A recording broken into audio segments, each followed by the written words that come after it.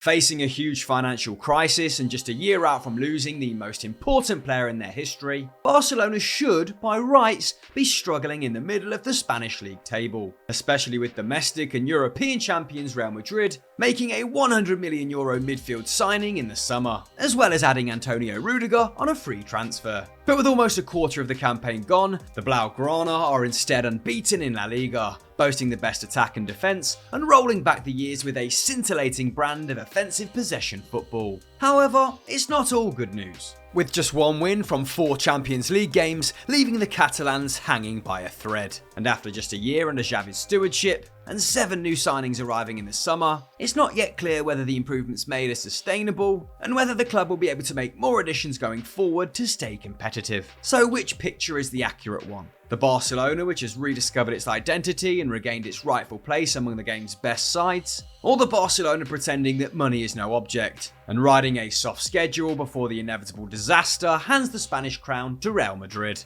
On today's Explained, we're trying to find out. It only takes a minute of watching Xavi's Barcelona to see that the sterile football in the last 3 years is well and truly gone. Once again an irresistible attacking force, the team is taking 19 shots per game, slightly fewer than Real on 19.3, and are getting tons on target, 6.7 per 90, this time ahead of Ancelotti's outfit. Those numbers rank 5th and 3rd in Europe respectively, and perhaps the best indicator of a return to the Barcelona way here is the quality of those shots. Traditionally, Barca have preferred creating great value chances to pot shots from range, in contrast to Real over the last half decade. And while there are strengths to both approaches, the current team is showing just what elite passers and top-class attacking movement can produce, with their average XG per shot standing at 0.14. That essentially means that each attempt they have has a 14% chance of becoming a goal, ranking 2nd in Europe and better than Manchester City. Combine that with those exceptional shot numbers, and you have a team putting up 2.6 expected goals per game, and on track to net 98 league goals across the course of the year, more than in their last 4 campaigns, and matching or bettering 2 of Pep's 4 seasons in charge of the Blaugrana. Excitingly, this improvement has not stopped the club re-establishing their Catalan character. Of the 23 players to have featured for them in La Liga this season, 10 spent their time in the academy, and that's not just down to the golden generation of Piqué, Busquets and Alba. 5 of those La Masia products are 23 or under. That has technical benefits. Barca's passing is once again outstanding, with just 3 players under an 80% pass accuracy, and none of the academy grads under 85%, while a whopping 9 players pass into the final third at least 5 times a match. For context, Manchester City have 8 players above that threshold. Stylistically, they're back to long possession chains, with more pass sequences of 10 plus passes than any side in Spain, miles ahead of second place side Real, with 19 a game to 15.6. This isn't quite Pep ball. In Guardiola's final year at the Camp Nou, Iniesta completed 75 passes per 90, Thiago was at 98, and Xavi was at 116. While with Xavi as coach, De Jong, Pedri and Busquets are all between 60 and 66. But there's a nice balance here, with the club managing almost as many direct attacks per match as Real, while still primarily pinning teams back and trying to cut through them. It's a modern version of Tiki-taka, not brainless nostalgia, and they've added another weapon too at set pieces, running up the most dead ball XG in Spain, despite only scoring once from those situations to date. In the tough games, they'll be more resilient. There's also huge advantages of having players schooled in the club's philosophy of positional play and pressing. Gavi and Ansu Fati rank among the best ball winners at the club, regaining possession over 7 times a game between them, and Barca break up opponent possession faster than anyone else in La Liga, with other teams managing just 8 passes on average before the Catalans try and take the ball back. And only Athletic Club have turned pressure into more high turnovers, with Barca robbing the other team in advanced areas 10 times a match, which compares favourably to Real Madrid's 8. That may not sound like a lot, but over the course of a season, it means you're facing an unset defence on 76 more occasions than your title rivals. That's an edge worth having. So this means they're once again controlling territory with ease. This is the analyst's map of pitch control, with the blue representing zones where Barca is dominant, red representing opposition control, and grey showing where it's too close to call. It's pretty impressive stuff, and has led them to conceding just 7.4 shots per 90, a record that only Manchester City and Arsenal can beat across Europe's top 5 leagues. Keep that up, and they'll be next to impossible to score against. So, Barca's passing is their calling card once more. Their attack is lethal, and they've returned to the high press which once made them every coach's nightmare to play against. It seems that Xavi has cracked the code. But are there any reasons to temper our optimism? Okay, so the stats look pretty spectacular, and we can see that Xavi has done an impressive job of restoring Barca's distinctive style to the Camp Nou. While Frenkie de Jong's refusal to leave over the summer, and the captures of Jules Koundé and Rafinha ahead of Chelsea, suggest that the Blaugrana still have pull with the best players in the world. But perhaps the stats aren't quite as outstanding as they appear.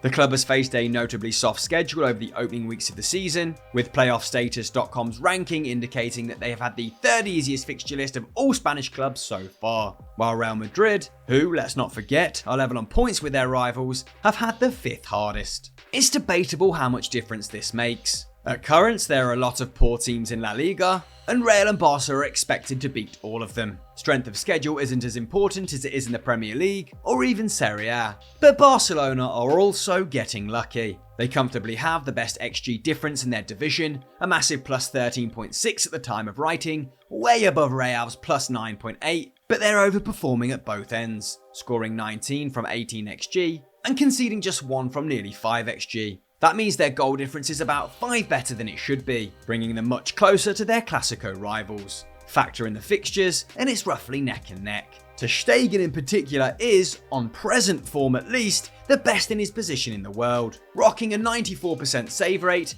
a full 15% above his best previous season in Spain. So clearly, even if the German plays out of his skin all year, the defensive record can't remain quite this good forever. Though we should point out that even if it comes back to the rate predicted by XG, Barcelona are only due to allow 24 league goals. That would be their best performance since the treble year of 2014-15. A bigger question is what exactly we mean when we say Barcelona are back. Barcelona are good now, and we expect them to have a strong season. But that's not the level the fans are used to, with the team required to be competitive every year, no matter who Real Madrid sign. After all, between 2008 and 2021, they only experienced one season without silverware, earning 3 Champions Leagues and 8 league titles. So in a sense, winning La Liga this year would only be a partial success. They need to be winning or close to winning every campaign and going deep in the UCL. But drawn in a tough group in 22-23 with Bayern Munich, Inter Milan and, well, Victoria Pilsen, Xavi's men are in third after 4 match weeks, with 1 win, 1 draw and 2 losses and a goal difference of only +1.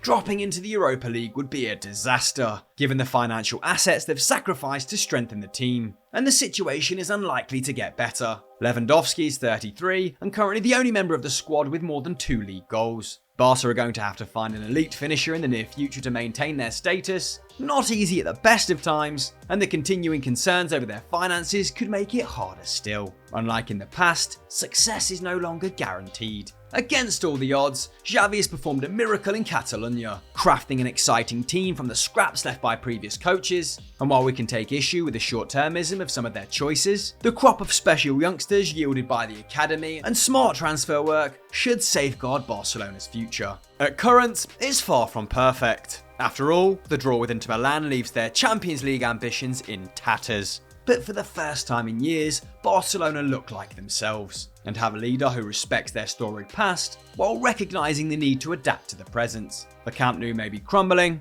but the foundations have been made strong once again. So team, that was our explained on Are Barcelona Actually Back? But what do you think? Let us know in the comments below. Like this video and subscribe to the channel with notifications on to never miss another episode of Explained, and we'll catch you next time.